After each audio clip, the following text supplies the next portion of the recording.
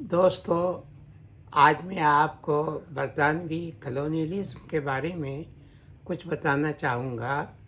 کیونکہ ہمارے ہاں اس کے بارے میں بڑی غلط فہمیاں ہیں، اور اب تک لوگ یہ سمجھتے ہیں کہ وہ بہت ہی اچھا دور تھا، خوشحالی کا تھا، امن و امان کا تھا، لیکن دراصل اس کی حقیقت کو بھی پوری طریقے سے سمجھنا چاہیے۔ جب یہاں پر ایسٹ انڈیا کمپنی اور اس کے تاجر آئے اور انہوں نے اقتدار پر قبضہ کیا، تو خود انگلینڈ کے کچھ مفکرین تھے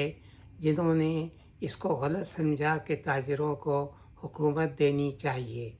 ان میں سب سے زیادہ اہمیت رکھنے والا شخص ایڈم اسمتھ تھا۔ ایڈم اسمتھ کا کہنا یہ تھا کہ تاجر جو ہیں، چونکہ ان کی زیادہ دلچسپی اپنی تجارت سے ہوتی ہے، منافع سے ہوتی ہے، انہیں کوئی حکومت کرنے یا عوام کی خدمت کرنے کا شوق نہیں ہوتا ہے، اس لیے تاجروں کو حکومت یا اقتدار نہیں دینا چاہیے۔ حکومت کرنے کا اختیار جو ہے وہ سیاستدانوں کو ہے، یا ان لوگوں کو ہے جو حکومت کرنے کے معاملات کو اچھی طریقے سے سمجھتے ہیں۔ اس لیے اس نے ایسٹ انڈیا کمپنی کے اوپر زبردست اس نے تنقید کی تھی۔ یہ اس کی کتابوں میں موجود ہے کہ یہ تاجر جو ہیں ہندوستان کے ماحول کو کرپٹ کر کے، بدعنوانیوں میں اسے ملوث کر کے خراب کر رہے ہیں۔ اچھا، دوسرا آدمی جس نے ایسٹ انڈیا کمپنی اور تاجروں کی مخالفت کی تھی کہ جو ہندوستان میں برسر اقتدار آئے تھے، وہ ایڈمن برگ تھا۔ ایڈمن برگ جو تھا وہ ہاؤس آف کامن کا ممبر تھا،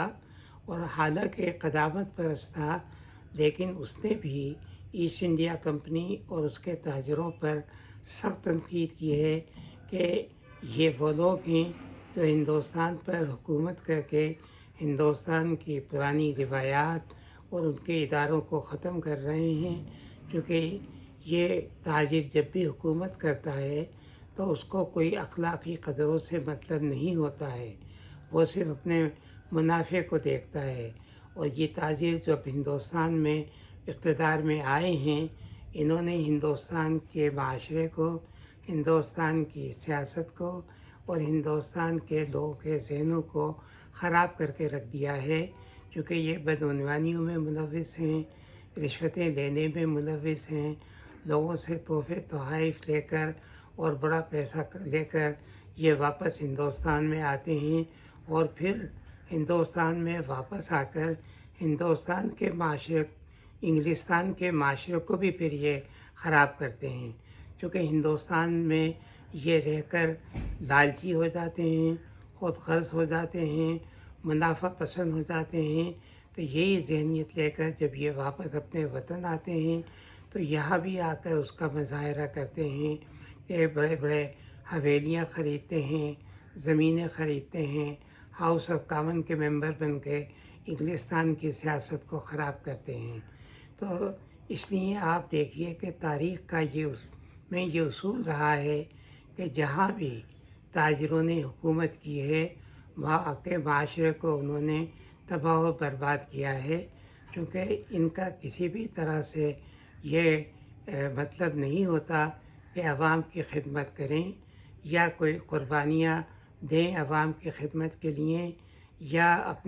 اپنا وقت جو ہے وہ عوام کے لیے وقف کر دیں، یہ مقصد نہیں ہوتا ہے، بلکہ اقتدار سے فائدہ اٹھاتے ہوئے یہ پوری طریقے سے اپنی تجارت کو مزید فروغ دیتے ہیں اور زیادہ سے زیادہ منافع کمانے، منافع حاصل کرنے میں مصروف رہتے ہیں۔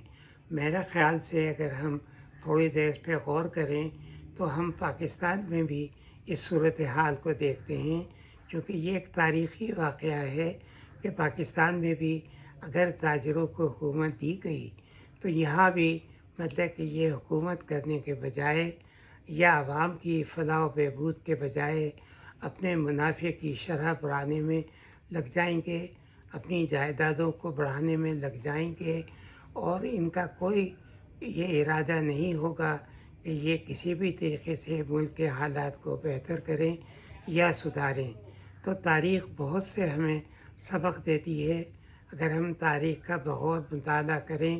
تو ہمیں ایک سبق تو یہی ملتا ہے کہ تاجر حکومت کے لائق نہیں ہوتے ہیں، اور یہ منافع کی خاطر تمام اخلاقی اقدار کو تہو بالا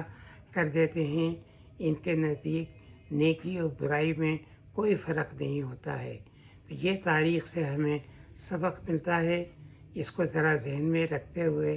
ہمیں چاہیے کہ ہم آپ اپنی تاریخ کا بغور مطالعہ کریں اور دیکھیں کہ ہماری سیاست میں